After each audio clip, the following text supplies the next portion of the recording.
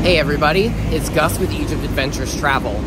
I just finished taking public transportation to get all the way from downtown Cairo to the Giza Plateau, and I'm finishing up the trek by walking up to the entrance of the Giza Pyramids.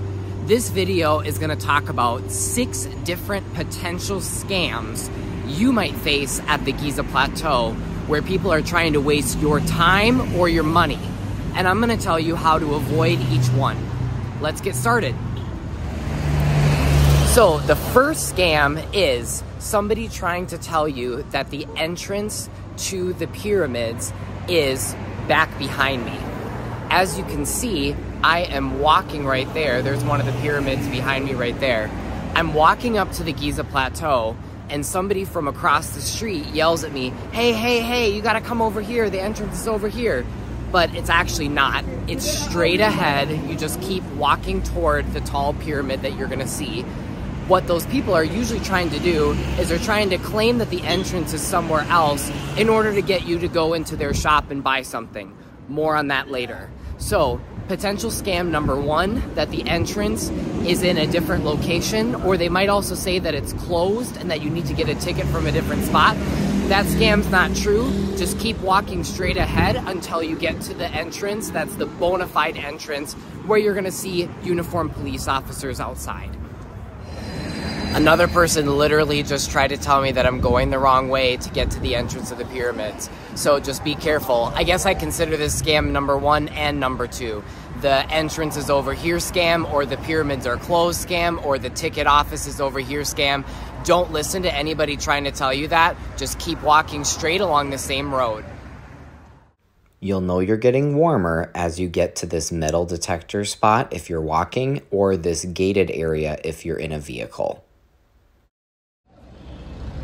A third person tried to tell me that I was going the wrong way for the ticket office, and this person was right in front of a uniformed police officer.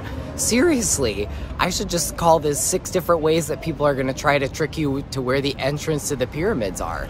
The true entrance, you're going to notice it, is with a lot of military and police personnel, and you're going to have to go through a metal detector in order to get there. So don't listen to those people yelling at you on the street that the entrance is over here. Just keep on walking.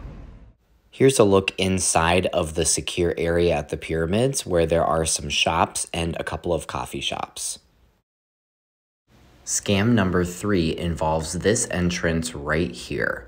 There are men standing outside of this entrance trying to get these vehicles to drive through this yellow gateway. They claim that this is the area where you need to park in order to enter the Giza Plateau. But what they're really trying to do is divert drivers and force travelers to talk to multiple camel and horse carriage salespeople in order to get in. The real entrance to the Giza Plateau is up ahead. You want to continue driving along this route, and then the entrance will be to your left. While I was in the middle of filming my video on potential scams at the pyramids and how to avoid them, the police spotted me filming, and a couple of plainclothes police officers approached me, and they didn't look like police officers, but that's common in Egypt for there to be plainclothes police officers especially in tourist areas. And one of them said, "Are you taking videos?" And I said, "Yes." It's always good to cooperate with the police or the military in Egypt as best as you can. And so I said, yes, I was. And that spawned probably 5 different conversations where I had to go here, there, and everywhere and talk with 3 different groups of police officers and guards, and it was just a whole big mess. So I stopped filming at the Giza Plateau completely. By the end of the conversation, I had shown the police all of my videos. I had to show them other videos that I'd taken in Egypt. They looked through all my content. They said, okay, everything's fine, everything's okay. They probably thought I was trying to take pictures or videos of specifically like military or police stuff, which I wasn't. So they said, you know, you're free to go and you can take a video here if you want. But at that point, I was just kind of like, yeah, I think I just want to go back downtown and I can finish up my video talking about potential scams from the comfort of an ahua, a coffee shop. And I've got my hot ginger tea right here. So Now let's continue on after the police stoppage. Here are the other scams that you should know about if you go to the Giza Plateau and how to avoid them. So we've talked about the scam of the entrance is over here, or the pyramids are closed, or the ticket office is closed, and the scam where they're trying to get your driver to go into the area that's for horses and camels to get you to do a horse or camel ride. So now here's the fourth scam that you might encounter. Once you are in the pyramid site, be very, very wary of anyone offering you a horse ride or a camel ride. I've heard from tourists before that they agree to go on a horse or a camel ride. They agree on a price, and then they get up on top of the camel, or they get into the horse carriage, and then when they finish, the driver doesn't let them get out until they pay double of what they had agreed to pay, because the price they agreed on was a price without tips, or it was a price for one person and they were multiple people. So my advice is be extremely wary so you don't get scammed by somebody with a camel or with a horse at the pyramids. Agree on the price ahead of time. Agree that it's the price for the whole group, not just per person. Agree that it's the price to go somewhere and to come back if you're taking the camel or the horse to the panoramic view. Agree that that's the price including the tip. Just really, really hammer all of that home before ever agreeing to get onto a camel or a horse. I also have the contact information for somebody who I use at the pyramids. When I want to do a camel or horse ride, I'll drop his contact info below. You could send him a WhatsApp and try to negotiate a price before you even go. His name is Gouda. That's his nickname, of course. But he's a really nice guy. He should be able to help you out. But just be really, really wary, scam number 4, of the people who do horse and camel rides at the pyramids, because they've been known to really give people a lot of grief and waste their time or waste their money. The fifth scam that you might encounter at the Giza Plateau is having somebody offer to take your picture and then getting your phone, taking your picture, and then demanding money from you as a tip for taking your photo. This scam is pretty easy to avoid. I usually just say no to anybody if they ask to take my picture. And then if I do need a photo taken and I can't get somebody from my group to do it, or my tour guide to do it, or I'm traveling solo, I try to find somebody who's very obviously a tourist, and I'll ask them to take my photo instead. All right, so we are on to our 6th and final scam that you might encounter at the pyramids and how to avoid it. That is, when you finish at the pyramids, or maybe even before you get to the pyramids, somebody tries to take you to a shop. Not all shops are scams. I have a video on my channel about a papyrus institute that is legit. They have authentic papyrus that's there.